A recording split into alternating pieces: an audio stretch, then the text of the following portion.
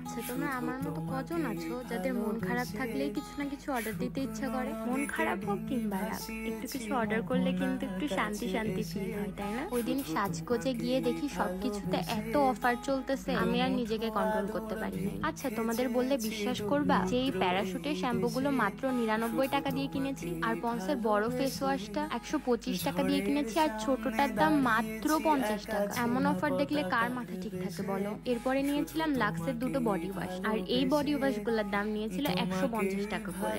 ভাবা যায় রিজনেবল প্রাইসের মধ্যে এই দুইটা বডি ওয়াশ আমার অনেক পছন্দ। আরো ছিল দুইটা বডি ওয়াশের সাথে দুইটা লোফার ফ্রি। সাজগোজে কিন্তু আড়ং এর প্রোডাক্টও পাওয়া যায়। আমি আড়ং এর দুটো সোপ নিয়েছিলাম, এই সোপ দুইটার একটারও স্মেল আমার ভালো লাগে না।